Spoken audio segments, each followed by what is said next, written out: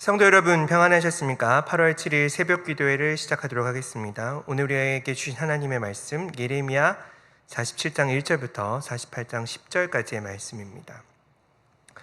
바로가 가사를 치기 전에 블레셋 사람에 대하여 선지자 예레미야에게 임한 여호와의 말씀이라.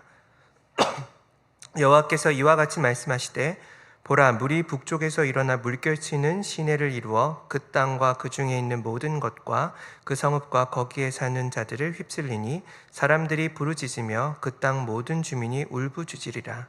군마의 발굽소리와 달리는 병거 바퀴가 진동하는 소리 때문에 아버지의 손맥이 풀려서 자기의 자녀들을 돌보지 못하리니 이는 블레셋 사람을 유린하시며 드로와 시돈에 남아있는 바 도와줄 자를 다 끊어버리시는 날이 올 것임이라. 여호와께서 갑돌섬에 남아있는 블레셋 사람을 유린하시리라. 가사는 대머리가 되었고 아스글론과 그들에게 남아있는 평지가 잠잠하게 되었나니 네가 내 몸 베기를 어느 때까지 하겠느냐. 오라 여호와의 칼이여, 네가 언제까지 쉬지 않겠느냐. 네 칼집에 들어가서 가만히 쉴지어다. 여호와께서 이를 명령하셨은즉 어떻게 잠잠하며 쉬겠느냐. 아스글론과 해변을 치려하여 그가 정하셨느니라 하니라. 모압에 관한 것이라. 만군의 여호와 이스라엘의 하나님께서 이와 같이 말씀하시되 오라 느보여, 그가 유린당하였도다. 기럇아임이 수치를 당하여 점령되었고 미스갑이 수치를 당하여 파괴되었으니 모압의 찬송 소리가 없어졌도다. 헤스본에서 무리가 그를 해하려고 악을 도모하고 이르기를 와서 그를 끊어서 나라를 이루지 못하게 하자 하는도다. 만맨이여, 너도 조용하게 되리니 칼이 너를 뒤쫓아가리라. 호로나임에서 부르짖는 소리여, 황폐와 큰 파멸이로다. 모압이 멸망을 당하여 그 어린이들이 부르짖음이 들리는도다. 그들이 루힛 언덕으로 올라가면서 울고 호로나임 내리막길에서 파멸의 고통스러운 울부짖음을 듣는도다. 도망하여 내 생명을 구원하여 광야의 노간주 나무같이 될지어다. 내가 내 업적과 보물을 의뢰함으로 너도 정복을 당할 것이요 그모스는 그의 제사장들과 고관들과 함께 포로되어 갈 것이라. 파멸하는 자가 각 성읍에 이를 것인즉 한 성읍도 면하지 못할 것이며 골짜기가 멸망하였으며 평지는 파멸되어 여호와의 말씀과 같으리로다. 모압의 날개를 주어 나라 피하게 하라. 그 성읍들이 황폐하여 거기에 사는 자가 없으리로다. 여호와의 일을 게을리하는 자는 저주를 받을 것이요 자기 칼을 금하여 피를 흘리지 아니하는 자도 저주를 받을 것이로다. 아멘. 계속해서 예레미야서 말씀 우리가 살펴보고 있습니다. 46장부터 51장 6절까지는 유다를 둘러싼 여러 이방 나라들에 대한 심판 이야기가 담겨 있다라고 했었습니다. 여러분, 이 내용이 왜 중요하다고 했었습니까? 하나님이 이스라엘뿐만이 아니라 온 세상 열방을 다스리시는 분임을 우리로 깨닫게 해주기 때문에 중요하다라고 했었습니다. 여러분, 고대 사람들은 이 신 개념이 부족신 개념이었습니다. 이 바벨론 주신이 누굽니까? 마르둑 있죠. 그러니까 바벨론 땅은 마르둑이 다스리고 이스라엘은 태양신을 아몬레가 다스리는 지역, 이스라엘 땅은 야훼 하나님, 그러니까 각기 구역을 나눠서 부족신들이 다스린다 라고 생각을 했었습니다. 그래서 이스라엘이 바벨론의 전쟁에 지고 포로로 잡혀가면 당시 사람들은 일반적으로 어떻게 생각했냐면 야훼 하나님이 마르둑에 졌다, 야훼가 마르둑보다 약하다 라고 생각을 했던 겁니다. 여러분, 이게 일반적인 생각인데 이스라엘의 예언자들은 그렇지 않다라고 얘기를 했던 겁니다. 그럼 어떻게 생각을 했냐? 하나님이 바벨론 신보다 약한 게 아니라 하나님이 바벨론을 도구 삼아서 하나님 당신 뜻대로 살지 못하는 이스라엘 백성들을 심판하고 계시는 거다. 이렇게 예언자들이 선포했다라는 겁니다. 그래서 여러분, 성경에 나오는 말들이 뭡니까? 예언서 곳곳에 보면 바벨론 왕을 하나님께서 뭐라고 부르냐? 나의 종이라고 부르는 구절들이 여럿 발견됩니다. 아니, 바벨론 왕이 어떻게 하나님의 종이죠? 바벨론 왕 하나님도 안 믿잖아요. 근데 예언자들은 하나님께서 바벨론 왕을 자기 종처럼 삼으셔서 이러저러한 일들을 지금 행하고 계시는 거다라고 외쳤다는 겁니다. 왜죠? 하나님께서 만왕의 왕으로서 모든 역사를 주관하고 계시기 때문에 예언자 눈에는 그렇게 보였다라는 겁니다. 여러분, 당시 상황에서 이렇게 말하는 게 쉬웠을까요? 아니, 목사님, 예언자니까 당연히 쉬웠겠죠. 근데 여러분 생각해 보면 그렇지가 않다는 걸 확인할 수가 있습니다. 이거 여러분 오늘 우리가 사는 세상으로 그대로 가져와서 한번 생각해 볼까요? 여러분 우리가 사는 세상, 우리가 지금 살고 있는 이 세상 하나님께서 다스리신다는 생각, 여러분 생각이 되어집니까? 아무리 봐도 이 세상은 힘의 역학관계에 의해서 돌아가는 것처럼 보입니다. 월요일에 주식시장이 폭락했죠. 우리 성도님들 이 폭락장에서 안녕하신지 모르겠지만 왜 우리나라 시장이 이렇게 폭락을 한 거냐? 이 미국 시장, 미국 경기가 안 좋아질 것 같기 때문에 우리나라 시장이 폭락했다랍니다. 이게 우리나라 시장인데 이 미국의 지대한 영향을 받고 있는 겁니다. 어디 경제뿐입니까? 정치며 군사며 문화며 우리가 사는 세상은 힘 있는 자들에 의해서 점령되어서 돌아가는 것처럼 보입니다. 근데 이 모든 역사 뒤편에 보이지는 않지만 살아계시는 하나님께서 역사하고 계시고 사실 이 모든 것을 주관하고 계심을 선포하는 일은 쉽지 않다는 걸 우리가 확인할 수 있습니다. 우리 눈에도 하나님이 다스리는 것처럼 보이지 않잖아요. 근데 여러분 예언자는 이 눈, 믿음의 눈을 가지고 역사의 이면을 바라봤다라는 겁니다. 그런 점에서 여러분 이방 심판 본문들은 46장부터 51장에 나오는 이방 심판 본문들은 우리들에게 큰 도움을 줍니다.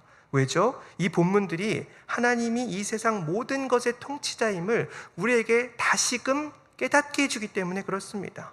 우리는 이런 본문을 보면서 감각을 회복해야 됩니다. 어떤 감각이죠? 하나님이 세상 모든 것의 통치자라는 감각, 이 감각을 이 본문들을 통해서 회복할 수 있어야 된다라는 겁니다. 여러분 오늘 본문이 47장, 48장인데 블레셋과 모압에 대한 심판 이야기를 다룹니다. 먼저 47장이 블레셋 심판 이야기인데 블레셋 여러분 영어로 하면 팔레스타인입니다. 팔레스타인 지역, 이거 오늘날도 많이 쓰는 표현이죠. 구약시대 때 블레셋은 이 5도시 연맹체를 뜻했습니다. 이들은 다른 나라 문명들보다 빠르게 철기 문명을 도입해서 아주 강력한 국력을 소유했던 민족들이었습니다.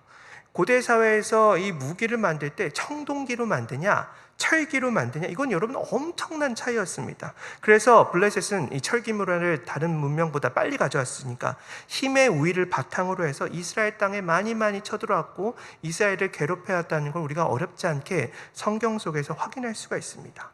근데 이 블레셋 민족이 어떻게 될 거라고 예언되고 있냐? 먼저 여러분 2절 말씀에 보면 47장 2절에 보면 물이 북쪽에서부터 몰아쳐 그 땅과 그 땅에 있는 모든 것을 휩쓸어 갈 것이라 이렇게 말씀되고 있습니다. 여기서 여러분 북쪽이라는 건 뭘 뜻하는 겁니까? 예레미야서에서 북쪽은 다 바벨론을 의미합니다. 바벨론 군대가 블레셋에도 올 텐데 어떤 형태로 오는 것처럼 묘사되고 있냐? 마치 홍수나 쓰나미가 몰려오는 것처럼 모든 것을 쓸어버릴 거다, 이렇게 묘사되고 있습니다. 그래서 3절에 보면 이 군대를 본 아버지들의 손맥이 풀려서 자녀들을 돌보지 못할 정도라고 표현되고 있습니다. 여러분 이거 비유법이지만 살벌하지 않습니까? 아버지는 위기의 순간이면 자녀를 어떻게든 살리기 위해서 꼭 손을 붙들고 있는데 이 힘은 누구보다 큰 힘이 아닙니까? 근데 바벨론 군대를 보자 자녀를 붙든 이 손이 맥없이 탁 하고 풀리는 겁니다. 이 정도로 살벌할 거라는 거예요. 또 4절에 보면 블레셋과 동맹을 맺고 있던 두로와 시돈 지방도 함께 심판을 받아서 그들의 도움을 받지 못할 거라고 표현되고 있고, 갑돌에 있는 블레셋 사람들도 유린될 거라 말하는데 갑돌이 어디냐? 오늘날 그리스 밑에 있는 이 크레타 섬을 의미합니다. 아마도 거기에 블레셋 사람 몇몇이 이주해서 살고 있었던 것으로 보이는데 바벨론 군대가 거기까지 쳐들어가서 그들을 멸할 것이다 라고 예언되고 있는 겁니다. 또 5절에 보니 가사는 대머리가 되고 아스글론은 잠잠하게 될 거라 말하는데 가사와 아스글론, 아까 말한 블레셋 5연맹 도시들 중에 하나인 겁니다. 이 가사가 대머리가 된다라는 건 슬픔에 겨워서 사람들이 머리를 밀었다라는 뜻이고, 아스글론이 잠잠해질 거라는 것은 말을 잃어버린 상태가 될 거라는 겁니다. 여러분 이런 심판이 임한 이유가 뭡니까? 6절 오호라 여호와의 칼이여 네가 언제까지 쉬지 않겠느냐. 7절 여호와께서 이를 명령하셨은즉 어떻게 잠잠하며 쉬겠느냐. 이렇게 표현되고 있습니다. 힘의 역학관계 때문에 지금 멸망하고 있는 게 아니라 역사의 주관자이신 하나님께서 그분의 오래 참으심을 거두시고 그들 가운데 이제 나타나셔서 심판을 행할 것이기 때문에 이런 일이 벌어진다라고 예언되고 있는 겁니다. 하나님의 행하심, 하나님의 역사하심 때문이라는 거예요. 48장은 모압에 대한 심판입니다. 사실 모압의 뿌리는 이스라엘과 멀지 않습니다. 그렇죠? 여러분 기억나십니까? 창세기에 보면은 아브라함과 그의 조카 롯이 우물 때문에 막 다투죠. 일꾼들이 막 다투죠. 그래서 서로 따로 사는 게 좋겠다 이렇게 얘기를 합니다. 그때 조카 롯이 택한 곳이 어디냐? 이 소돔 땅을 택합니다. 근데 소돔 땅이 하나님에 의해서 심판을 받게 되고 이 롯이 그때 때의 충격 때문인지 모르겠지만 가족을 데리고 산속으로 들어가서 삽니다. 인간 세상과 연을 끊어버린 거예요. 롯에겐 두 딸이 있었는데 딸들 입장에서는 후사를 이을 기회를 잃어버리게 된 겁니다. 그래서 어떻게 하기로 작정하냐? 아버지에게 술 먹이고 그 방에 들어가서 우리가 씨를 받자 이렇게 얘기를 합니다. 그래서 첫째가 낳은 아들 이름이 모압이고 둘째 아들이 이 암몬입니다. 그래서 그런지 이 모압 족속, 암몬 족속은 이스라엘과 늘 갈등 관계에 있다는 걸 확인할 수가 있습니다. 이 같은 핏줄이었지만 태생적으로 밀려나 있기 때문에 서로 부딪히는 일들, 서로가 서로에게 적이 되는 일들이 많이 있었던 거예요. 근데 그 모압이 어떻게 된다라고 얘기되고 있냐? 1절에 보니 느보, 기럇다임, 미스갑 같은 모압의 도시들이 수치를 당하게 될 거다 이렇게 말하고 있고 2절에 보니 모압의 찬송소리가 없어질 거다 이렇게 말씀되고 있습니다. 여기 수치, 찬송소리가 없어지게 된다. 여러분 이 표현 보이십니까? 이 모압은 굉장히 자신감에 충만했던 나라였던 것으로 보입니다.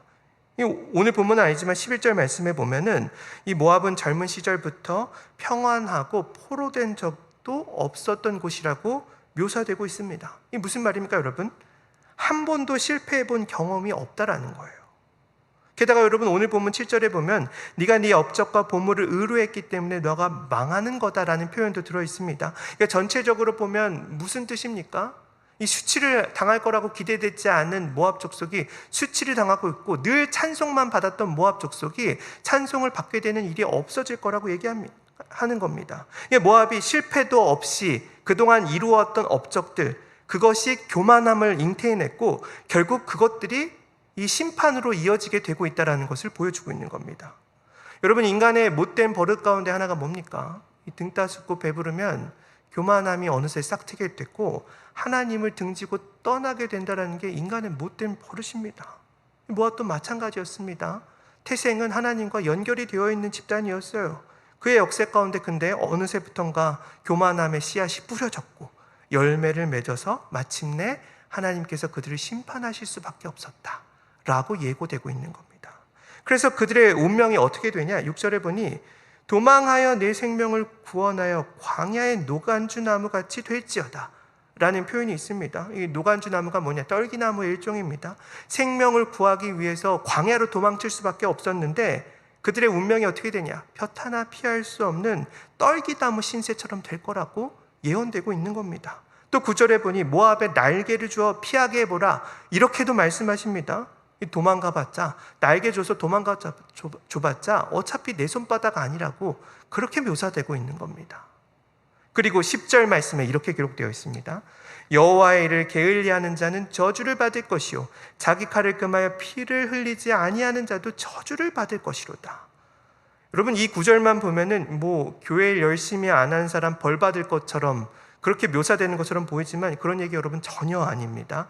하나님이 모압 땅의 심판을 행하기로 했는데 이 심판에 동참하지 않는 자가 저주를 받을 거라는 그런 얘기인 겁니다. 그래서 자기 칼을 금하여, 그러니까 자기 칼을 쓰지 않고 피를 흘리지 않는 자도 저주를 받을 거라는 내용이 함께 이어지고 있는 겁니다. 하여간 이 표현도 모압에 대한 심판이 힘의 역학관계에 의해서 벌어지는 것이 아니라 하나님으로부터 말미암는다는 사실을 분명하게 밝히고 있다는 겁니다. 사랑하는 여러분, 오늘 본문을 통해서 우리들이 깊게 묵상해야 될 주제가 뭐냐? 하나님이 진실로 역사의 주관자이시구나. 이거 우리가 깊이 묵상해 봐야 되는 겁니다. 근데 여러분 이건 벌어진 일들만 보면서 확인할 수 있는 게 아닙니다. 벌어진 일들만 보면 힘의 역학관계에 의해서 벌어지는 것처럼 보입니다. 근데 여러분 하나님은 그 역사의 이면에서 활동하시는 분이십니다. 그래서 믿음의 눈이 필요한 겁니다. 예레미야 45장에 보면 하나님이 두려워 떠는 바룩에게 이런 말씀을 해주십니다. 바룩이 일평생 예레미야 쫓아다니면서 도왔지만 하나님 뜻대로 사는 게 그에게 쉬웠냐? 결코 쉽지 않았죠. 그도 두려웠고 그도 떨렸습니다. 그때 하나님이 바룩에게 나타나셔서 뭐라고 말씀하시냐? 45장 4절 말씀에 보면 보라, 나는 내가 세운 것을 헐기도 하며 내가 심은 것을 뽑기도 하나니 온 땅에 그러하는 자라. 이렇게 말씀하십니다. 하나님이 역사의 주관자이시고 그 하나님께서 나의 주님이시라는 사실이 우리 가운데 믿겨지면 그 하나님이 세운 것을 헐기도 하고 심은 것을 뽑기도 하시는 분이라는 걸 믿고 그분이 나의 주님이라는 사실이 믿어진다라고 한다면 우리는 이 힘겨운 세상 속에서 하나님의 자녀로 살 수 있지 않을까. 여러분, 저는 그렇게 묵상을 했습니다. 빙하가 바다 위를 둥둥 떠다닐 때 사람들은 세차게 부는 바람 때문에 저 빙하가 움직이는 거니 이렇게 생각하지만 그 거대한 빙하를 움직이는 진짜 힘은 뭡니까? 바닷속에서 조용하게 흐르는 조류 때문에 움직이는 겁니다. 그건 여러분 우리 눈에 보이지 않아요. 우리 하나님의 역사의 주관자이심을 여러분 오늘도 믿으면서 이 고된 현실 살아가셨으면 좋겠습니다. 혹 두려운 일 만나더라도 역사의 주관자이신 하나님께 기도하시면서 하루를 보내시기 바랍니다.